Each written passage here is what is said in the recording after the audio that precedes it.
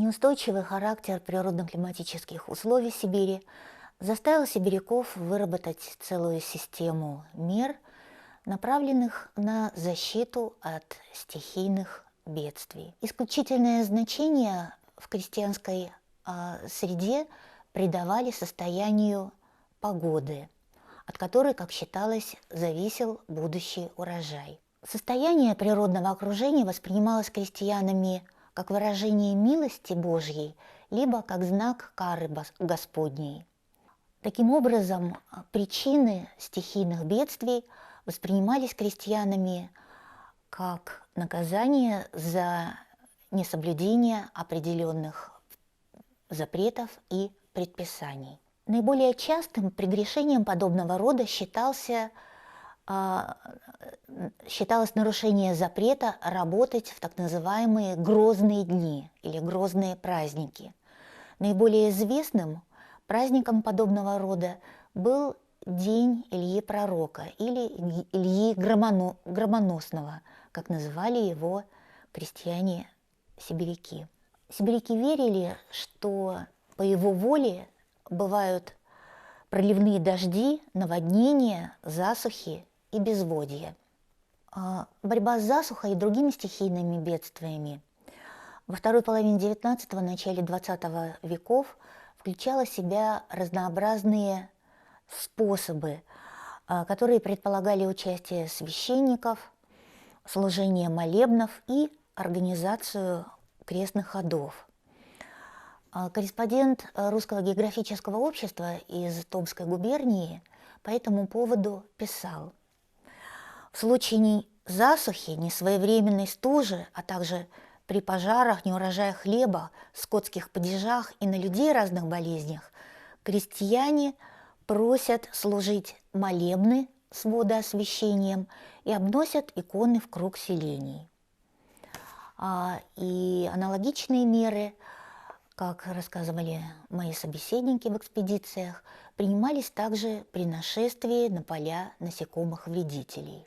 Забайкальские старообрядцы в подобных случаях совершали восхождение с иконами или с образами, как тогда говорили, на окрестные сопки, где были воздвигнуты высокие деревянные кресты. Желаемый результат достигался при этом путем непосредственного обращения к высшим небесным силам. Одним угодникам молились от засухи, а другим от непогоды. Обращаясь к Илье Громоверцу, говорили: «Батюшка Илья, намочи наши поля». А к Миколе угоднику обращались со словами: «Микола чудотворец, утишь, угомони бурю». Причем сами исполнители были убеждены в действенности принимаемых мер. Они неоднократно подчеркивали, что не успеют помолиться, а уже, глядишь, и дождь пойдет. Полное или частичное использование христианской символики было характерно для ритуальных действий, направленных на борьбу с градом.